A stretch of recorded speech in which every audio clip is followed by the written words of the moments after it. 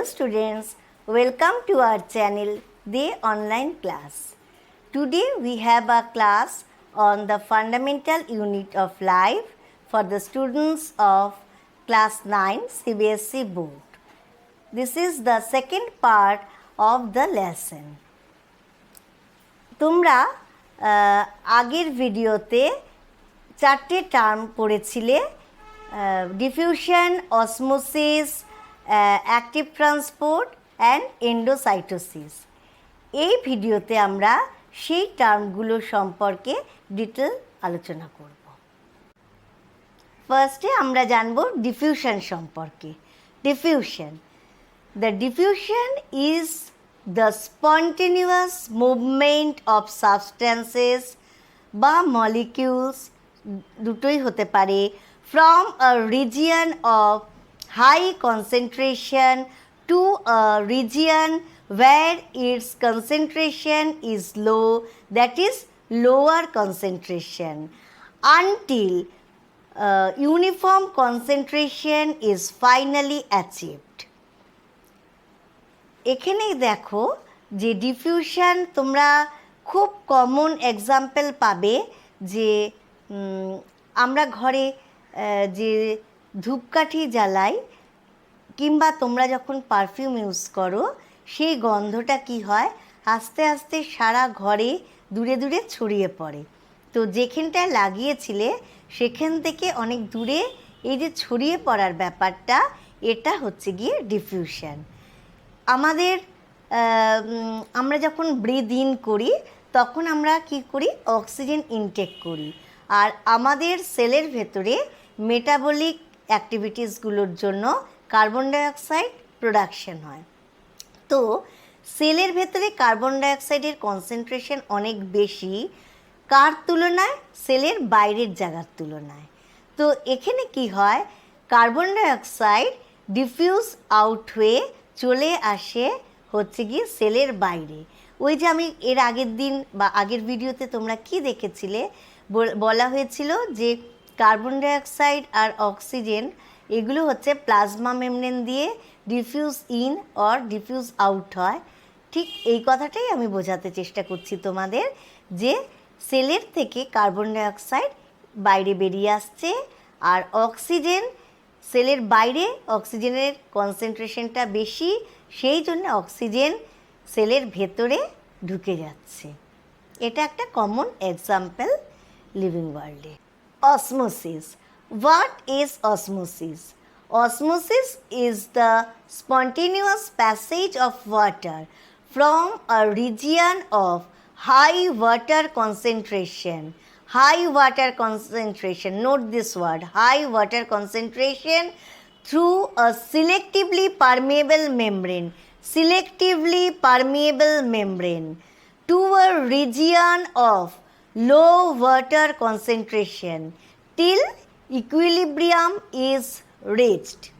Osmosis is purely a mechanical diffusion process by which cells absorb water without spending any amount of energy. Osmosis কোথা থেকে কোথায় হয় না, যেখানে জলের কনসেন্ট্রেশনটা বেশি থাকে আর সেখান থেকে জল যায় যেই সলিউশনের মধ্যে জলের কনসেন্ট্রেশন কম থাকে। উল্টো করে বললে আমরা বুঝি কি, জলের কনসেন্ট্রেশন কোথায় বেশি থাকে, যেই সলিউশনটা ডাইলুট, আর জলের কনসেন্ট্রেশন কোথায় কম থাকে, যেই সলিউশনটা কনসেন্ট্রেটেড। তার মানে জল কনসেন্ট্রেটেড সলিউশনের দিকে যায় কোথা থেকে, লেস কনসেন্ট্রেটেড সলিউশন বা যেটা পাতলা, যেই সলিউশনটা কম গাঢ় তার থেকে যেই সলিউশনটা গাঢ় তার দিকে জল যায়। তার মানে আমরা এটা ওয়াটার কনসেন্ট্রেশন দিয়েও বলতে পারি আর সলিউশনের কনসেন্ট্রেশন দিয়েও উত্তরটা বলতে পারি, দুটোই রাইট আনসার হবে। এবারে একটা কোয়েশ্চেন দেখো, what will happen if you put an animal cell or a plant cell into a solution of sugar or salt in water? আমরা যদি একটা প্লান্ট সেল অথবা একটা অ্যানিম্যাল সেলকে কোনো সুগার সলিউশন অথবা সল্ট সলিউশনের মধ্যে রাখি, তবে কি কি হতে পারে? It is the time to know 3 different terms. এখন আমাদের 3টে টার্মসের সঙ্গে পরিচয় হবে।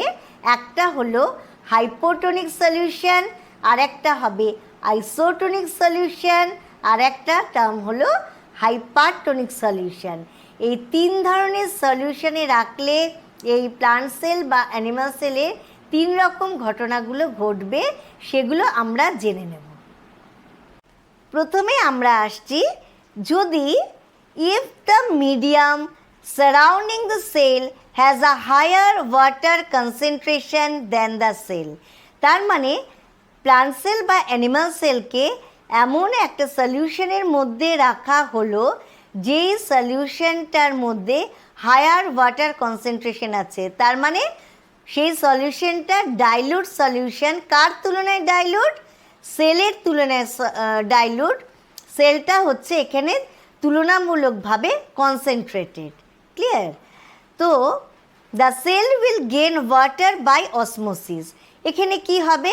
সেলের মধ্যে কনসেন্ট্রেশন বেশি আর সেলের ওয়াটার কনসেন্ট্রেশন কম, বাইরের মিডিয়ামের ওয়াটার কনসেন্ট্রেশন বেশি, তবে বাইরের মিডিয়াম থেকে ওয়াটার কি হবে? সেলের ভেতরে ঢুকবে।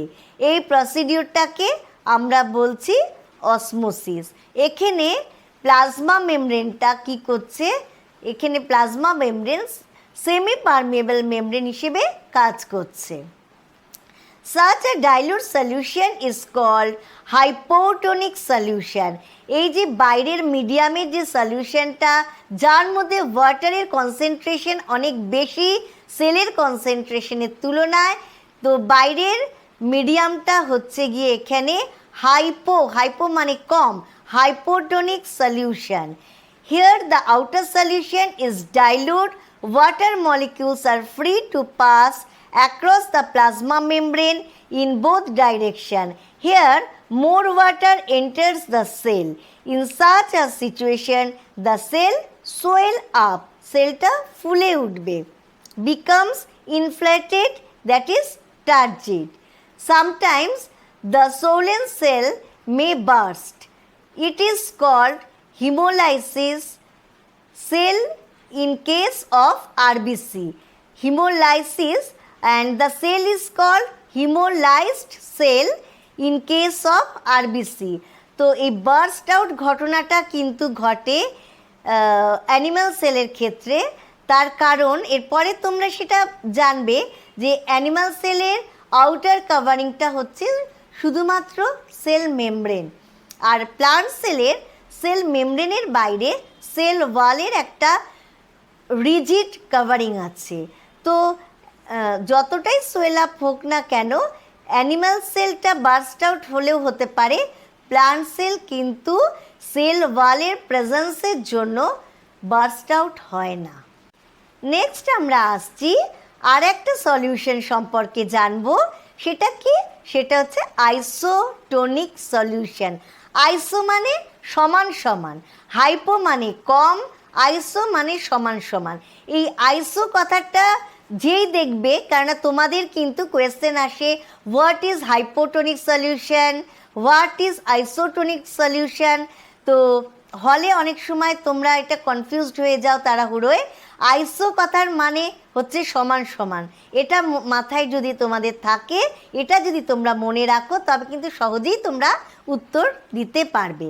Isotonic solution, if the medium surrounding the cell is of exactly the same as the water concentration of the cell, there will be no net movement of the water across the plasma membrane.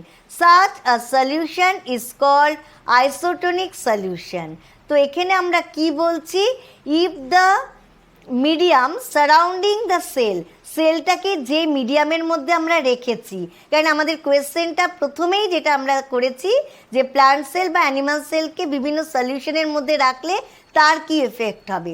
তো আমরা যদি plant cell বা animal সেলকে এরকম একটা সলিউশনে রাখি যে surrounding the cell is the সেই মিডিয়ামটা হচ্ছে exactly the same water concentration as the sell.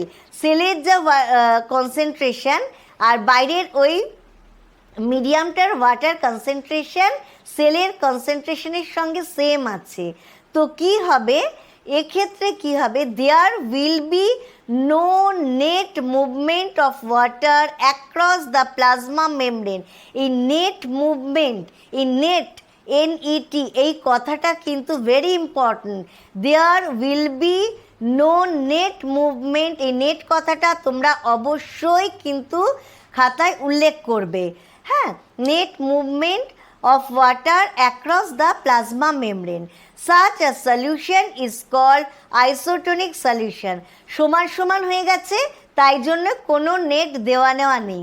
তার মানে ও কিছু দিচ্ছে না, ও মানে দেওয়া নেওয়াটার কোনো আমরা হিসাব খুঁজে পাবো না, কারণ দুজনেই তো সমান আছে, সমান সমান। যার কম আছে আমরা তাকে দিতে পারি, যার বেশি আছে তার থেকে আমরা নিতে পারি, আর যদি সমান সমান হয় কোনো দেওয়া নেওয়া নেই। ঠিক আছে? Such a solution is called isotonic solution. Here the cell will stay the same size. এখানে জল ভেতরে ঢুকছে না, no intake of water, কাজে সেলের সোয়েল আপ হওয়ার কোনো ঘটনা নেই। তো সেল যেরম সাইজের ছিল সেরম সাইজটা একই সেলের থেকে যাবে। রিঙ্গার সলিউশন, একজন সায়েন্টিস্ট রিঙ্গার, তার নাম অনুযায়ী এই সলিউশনটার নাম হয়েছে Ringer solution, has the same concentration as animal cell. Animal সেলের যে ওয়াটার কনসেন্ট্রেশন থাকে, যে কনসেন্ট্রেশনটা অ্যানিমাল সেলে আমরা পাই, রিঙ্গার সলিউশনটাও কিন্তু সেম কনসেন্ট্রেশনে থাকে। এবার যদি আর একটা ঘটনা হয় যে if the surrounding medium of the cell has a lower concentration of water than the cell, তার মানে যদি যেই মিডিয়ামে সেলটাকে আমরা রাখছি সেই মিডিয়ামটার ওয়াটার কনসেন্ট্রেশন লোয়ার হয়, তার মানে সেটা more concentrated solution than the cell যদি হয়, মানে সেলের যা কনসেন্ট্রেশন তার থেকে বাইরের সলিউশনটা অনেক বেশি গাঢ় হয়। হ্যাঁ, এক্ষেত্রে আমরা পাবো হাইপারটোনিক সলিউশন। তো if the surrounding medium of the cell has a lower concentration of water then the cell will lose water by osmosis. Such a concentrated solution is called hypertonic solution. Hyper মানে বেশি। তো এখানে বাইরের যে সলিউশনটা, বাইরের যে মিডিয়ামটা যার মধ্যে সেলটাকে রাখা হয়েছে তার কনসেন্ট্রেশনটা বেশি আছে, তাই জন্য সে হবে hypertonic solution. Here more water leaves the cell than enter it. এখানে কি হবে, সেল থেকে, সেলের মধ্যে জল বেশি আছে তার মানে, তাই জন্যে যার বেশি আছে সে, যার কম আছে, বাইরে কম আছে, তাকে কিছুটা দেবে, সেটাই নিয়ম। তো যার বেশি আছে সে বাইরের সলিউশনটাকে কি করছে, দিচ্ছে। তাই জন্য আমরা বলছি here more water leaves the cell than enter it. As a result the cell will shrink. ও দিয়ে টিয়ে নিজে শুকিয়ে যাবে, নিজে ছোট হয়ে যাবে, গুটিয়ে যাবে। In this situation plant cell is called plasmolyzed and animal cell, that is, এখানে যদি আরবিসি একটা অ্যানিমাল সেল আমরা ধরছি, রাখা হয়েছিল তাকে এরকম মিডিয়ামে, ইজ সেড টু ক্রিনেটেড। তো প্লাজমোলাইজড হচ্ছে গিয়ে প্লান্ট সেলের ক্ষেত্রে আমরা বলছি এরকম শ্রিঙ্ক হয়ে যাওয়ার পর প্লান্ট সেলটাকে বলছি প্লাজমোলাইজড সেল, আর অ্যানিমাল সেল যদি শ্রিঙ্ক করে যায় তাকে আমরা বলছি ক্রিনেটেড সেল, ক্রিনেটেড কন্ডিশন। এরপর আমরা একটা টার্ম পেয়েছিলাম, সেটা হয়েছে অ্যাক্টিভ ট্রান্সপোর্ট। তো এই অ্যাক্টিভ ট্রান্সপোর্টটা কি এবার আমরা জেনে নিই। Here energy is supplied to the system called pump to transport molecules in a direction opposite to a concentration gradient. আমরা কি জানি যে জিনিসটা যেখানে বেশি থাকে সেখান থেকে ওই জিনিসটা যেখানে কম থাকে সেই দিকে ছড়িয়ে পড়ে। কিন্তু ধরো উল্টো ঘটনাটা ঘটছে, যে যেখানে কম আছে সেইখান থেকে যেখানে বেশি আছে সেইখানে যদি জিনিসটা যায়, তো এই ঘটনাটা কিন্তু সহজে হবে না। এই ঘটনাটা ঘটাতে হলে কিছু এনার্জি দিতে হবে। এনার্জি দিয়ে জোর করে সিস্টেমটাকে আমার মানে কি যেভাবে হচ্ছে কনসেন্ট্রেশন গ্রেডিয়েন্টের অপোজিটে আমি কাজ করাচ্ছি, সেই জন্য একে কিছুটা জোর, এর ওপর কিছুটা আমরা বল প্রয়োগ করছি, তার মানে একে এনার্জি দিয়ে এই ঘটনাটাকে ঘটাতে হচ্ছে। এই অ্যাক্টিভ ট্রান্সপোর্টে এনার্জির এক্সপেন্ডিচার কথাটা কিন্তু খুব ইম্পর্টেন্ট। তাই জন্যে বলা হচ্ছে here energy supplied to the system called pump to transport molecules in a direction opposite to a concentration gradient. Concentration গ্রেডিয়েন্টের অনুযায়ী হলে তো কোনো ঝামেলা থাকে না, এখানে অপোজিটে হচ্ছে বলেই এই এনার্জি সাপ্লাই করার দরকার হচ্ছে। এরকম আমরা পাম্পের এক্সাম্পল দিতে পারি sodium potassium pump. Animal cell require high intermolecular concentration of calcium ion for protein synthesis, মানে অ্যানিমাল সেলের প্রোটিন সিনথেসিস করার জন্য ইন্টারমলিকুলার কনসেন্ট্রেশনটা বেশি হওয়া দরকার। কার না, পটাশিয়াম বেশি থাকা দরকার, কারণ তবে রাইবোজোম কি করবে, প্রোটিন সিনথেসিস করতে পারবে। আর কিছু ফর সার্টেন এনজাইমেটিক ফাংশন। তো the potassium ion concentration may be 20 to 50 times greater inside the cell than outside. তো সেলের ভেতরে এটা অনেকই বেশি, 20 থেকে 50 টাইমস বেশি থাকে। Here by active transport system potassium ion enters into the cell, মানে সেলের মধ্যে পটাশিয়াম আয়ন বাইরের যে মিডিয়াম আছে তার থেকে 20 থেকে 50 টাইমস বেশি থাকতেই পারে, কিন্তু পটাশিয়াম আয়ন তাও সেলের মধ্যে এই অ্যাক্টিভ ট্রান্সপোর্টের দ্বারা ঢুকছে, কারণ পটাশিয়াম আয়নটা খুবই জরুরি প্রোটিন সিনথেসিসের জন্য। রাইবোজোম সেলের ভেতরে প্রোটিন সিনথেসিস করে, এটা রাইবোজোম সম্পর্কে, রাইবোজোম একটা সেল অর্গানেল, এর সম্পর্কে যখন তোমরা পরের ভিডিওতে পড়বে তখন তোমরা জানতে পারবে যে রাইবোজোমের ফাংশন হচ্ছে প্রোটিন সিনথেসিস করা, আর তার জন্যে তার কি বেশি চাই, তার পটাশিয়াম আয়নের কনসেন্ট্রেশন সেলের ভেতরে বেশি চাই, আর কিছু সার্টেন এনজাইমের অ্যাকশনের জন্য পটাশিয়াম আয়নের কনসেন্ট্রেশন বেশি চাই। তো বেশি ওর সেলের মধ্যে বেশি আছেই, আরও বেশি টেনে নেওয়ার জন্য এইখানে কিন্তু এই অ্যাক্টিভ ট্রান্সপোর্ট অ্যাপ্লিকেবল হয়।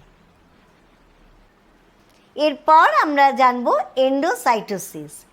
Endocytosis is the ingestion of material by the cell through the plasma membrane due to the flexibility of the plasma membrane. It is a collective term of three processes. Number 1, phagocytosis. Number 2, pinocytosis or potocytosis. And number 3, receptor mediated endocytosis. তো endocytosis আমরা দেখি amoeba যে food engulf করে সেটা হচ্ছে phagocytosis, and it is a type of endocytosis also. Pinocytosis or potocytosis means সেলের water drinking, আর একটা হচ্ছে রিসেপ্টর মিডিয়েটেড এন্ডোসাইটোসিস। তো এন্ডোসাইটোসিস হচ্ছে সেল যদি কোনো কিছুকে ইনজেকশন করে নেয়, কোনো মেটেরিয়ালকে, সেই প্রসিডিওরটাকে আমরা বলছি endocytosis. And this is the end of this video today. Will soon meet in the next video. Thank you students for joining our online class. আগামী ক্লাসগুলোতে জয়েন করার জন্য আমাদের চ্যানেলটিকে সাবস্ক্রাইব করে রেখো। আর পড়াশুনোর ব্যাপারে কোনো দরকার হলে তোমরা কমেন্ট বক্সে জানিও, আমি নিশ্চয়ই তোমাদের প্রশ্নের উত্তর দেব।